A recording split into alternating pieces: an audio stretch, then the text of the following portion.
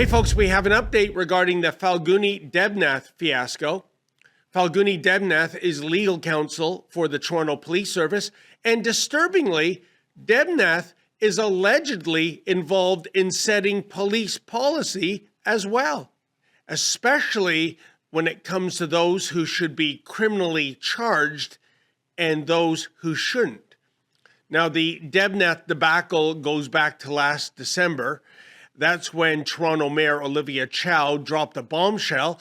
Mayor Chow said that Toronto Police Chief Myron Demkiw told her that internal legal advice had discouraged officers from laying hate crime charges against those despicable pro-Hamas protesters. So at some point they said they have a lawyer that at the police headquarters that looked at cases and said, okay, there's no hope of you getting anywhere, so don't bother. So which is why sometimes they don't do charges. The advice police received was to essentially back off on charging the Hamasholes, apparently even the violent ones.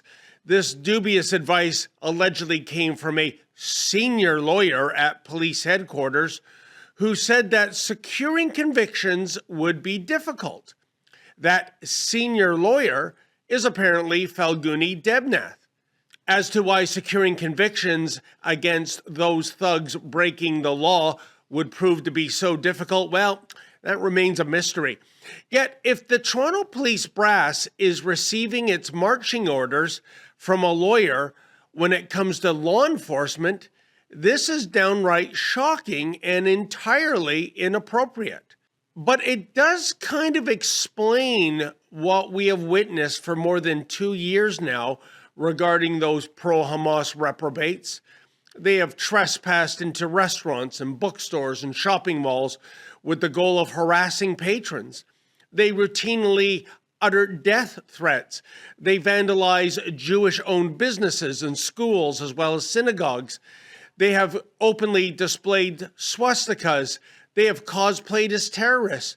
They have even chanted for the genocide of the Jewish people as they march through predominantly Jewish neighborhoods. It's been stomach-churning. And frankly, it's hard to believe this has been happening in Toronto the Good. Indeed, whatever happened to the Toronto Police slogan of "to serve and protect"? Or are the Toronto Police serving and protecting Falguni Debnath as opposed to citizens?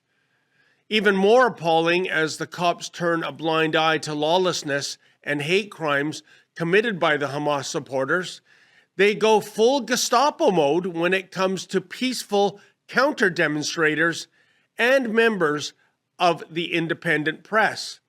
Gee, I wonder if arresting counter-demonstrators and independent journalists was also based on the advice of the fabulous Falguni.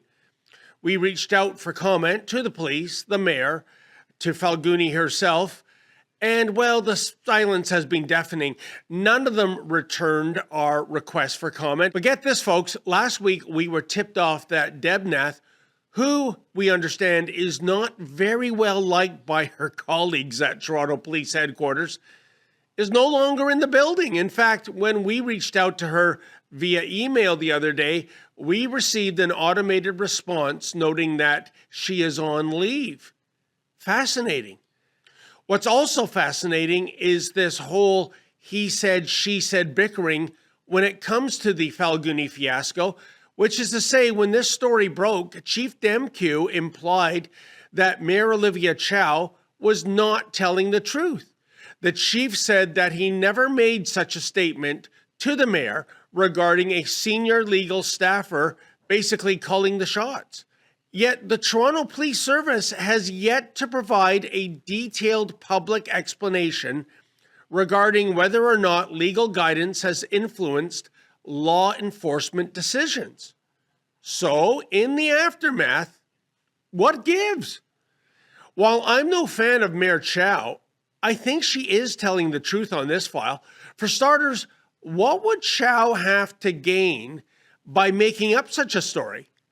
And really, this explanation that there is someone behind the scenes tinkering with law enforcement policy vis-a-vis the Hamasol demographic? Well, it kind of explains the pattern we've seen in terms of Toronto policing going back to October 2023.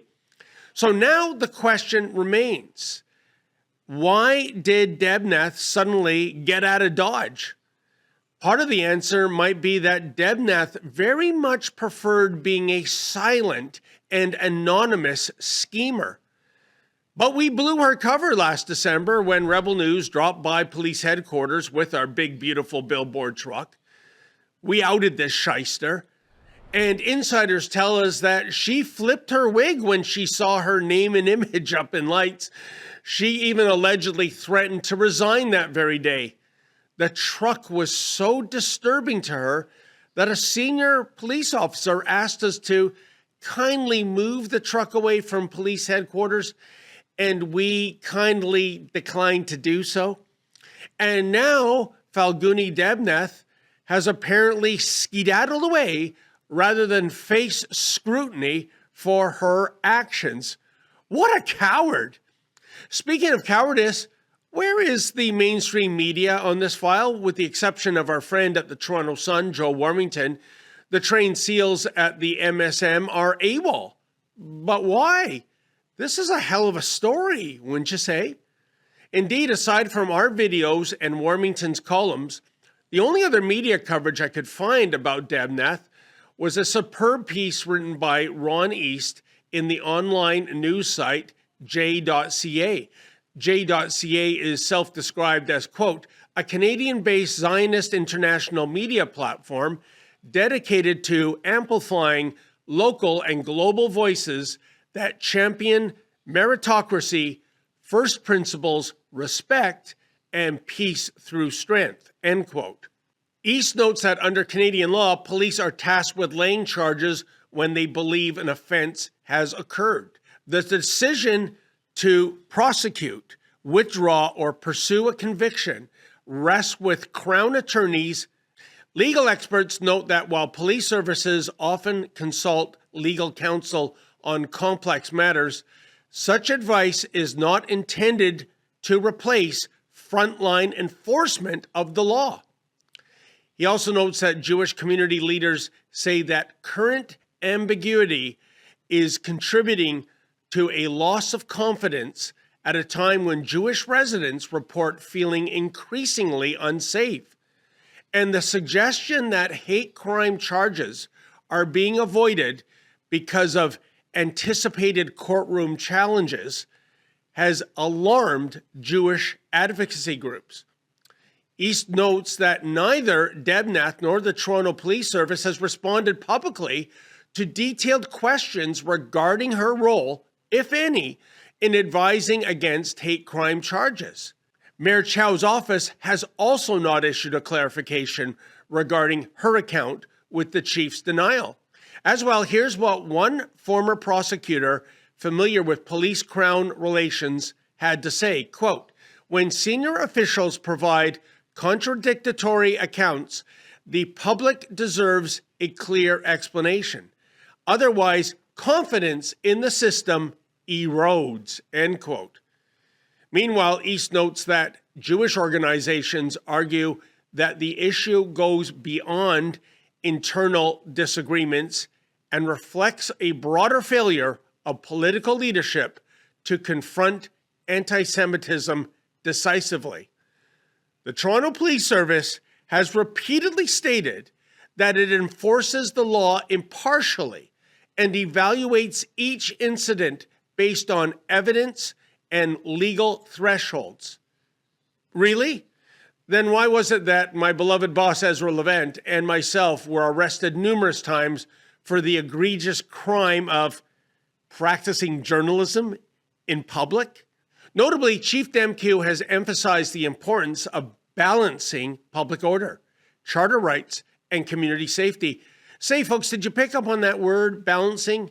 Translation, accommodating the pro-Hamas demographic, apparently based on the advice of Debnath, is the prime directive of the Toronto Police now. Balancing means turning a blind eye to the pro-Hamas thugs, as opposed to applying law enforcement in an unbiased and impartial fashion. Was that what the chief's secret meeting with Justin Trudeau was all about a few years ago? That's criminal. And if Falguni Debnath has indeed left the building, as in permanently, two words spring to mind: good riddance.